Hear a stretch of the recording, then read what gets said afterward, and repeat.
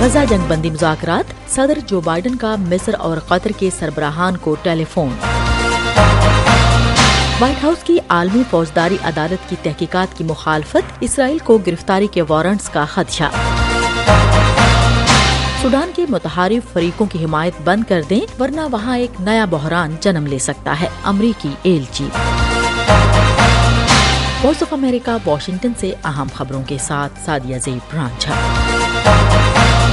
صدر Joe Biden نے مصر اور قطر کے سربراہان کو ٹیلی فون کر کے غزہ جنگ بندی کے لیے ہونے والے مذاکرات کا احوال دریافت کیا، جبکہ اسرائیل کے غزہ میں تازہ فضائی حملوں میں کم از کم 40 افراد ہلاک ہو گئے ہیں۔ وائٹ ہاؤس نے ایک بیان میں کہا ہے کہ صدر بائیڈن نے مصر کے صدر عبد الفتاح السیسی اور قطر کے امیر تمیم بن حماد الثانی سے الگ الگ فون پر رابطہ کیا اور دونوں رہنماؤں پر زور دیا کہ حماس کی قید میں موجود یرغمالوں کی رہائی کے لیے ہر ممکن کوشش کی جائے۔ فوری طور پر یہ سامنے نہیں آ سکا ہے کہ اسرائیل نے حماس کو جنگ بندی کے لیے کیا تجاویز پیش کی ہیں، البتہ ماضی میں اسرائیلی وزیر اعظم کا موقف رہا ہے کہ حماس کے خاتمے تک جنگ بندی نہیں ہوگی، جبکہ حماس نے شرائط پیش کی ہیں کہ اسرائیلی فوج غزہ سے نکل جائے اور مستقل طور پر جنگ ختم کی جائے۔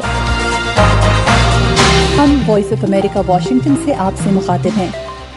امریکہ نے کہا ہے کہ اس نے غزہ میں اسرائیل کے طرز عمل کے بارے میں بین الاقوامی فوجداری عدالت کی تحقیقات سے متعلق ان رپورٹس کی مخالفت کی ہے جن پر اسرائیلی حکام کو خدشہ ہے کہ ہیگ میں قائم ٹریبیونل جلد ہی گرفتاری کے وارنٹ جاری کر سکتا ہے۔ مبینہ طور پر اسرائیلی وزیر اعظم نے اختتام ہفتہ صدر جو بائیڈن کے ساتھ ایک فون کال میں یہ معاملہ اٹھایا تھا۔ وائٹ ہاؤس کی پریس سیکرٹری نے بریفنگ میں کہا کہ ہم ICC کی تحقیقات کے بارے میں واضح ہیں کہ ہم اس کی حمایت نہیں کرتے، ہم یہ نہیں سمجھتے کہ یہ ان کے دائرہ اختیار میں ہے۔ پریس سیکرٹری نے اس رپورٹ کی تصدیق نہیں کی کہ نیتن یاہو نے اتوار کو اپنی کال میں صدر بائیڈن سے کہا تھا کہ وہ عدالت کو اسرائیلی حکام کے وارنٹ بھیجنے سے روکے۔ ICC نے ان رپورٹس پر کوئی تبصرہ نہیں کیا، لیکن متعدد اسرائیلی حکام نے حالیہ دنوں میں کہا ہے کہ عدالت کی جانب سے اسرائیل کے خلاف کوئی بھی کارروائی کرنے کی کوشش اشتعال انگیزی ہوگی۔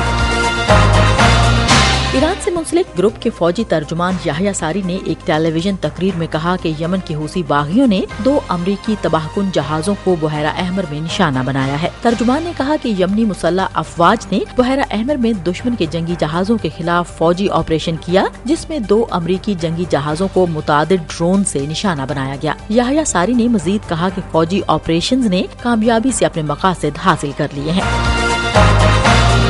ہم وائس آف امریکہ واشنگٹن سے آپ سے مخاطب ہیں۔ امریکہ عرب امارات سمیت تمام ملکوں سے اپیل کر رہا ہے کہ وہ سوڈان کے متحارب فریقوں کی حمایت بند کر دیں۔ اقوام متحدہ میں امریکی ایلچی نے سوڈان میں ایک نئے بحران سے خبردار کیا۔ This is not conjecture. This is the grim reality facing millions of people in El Fasher in North Darfur.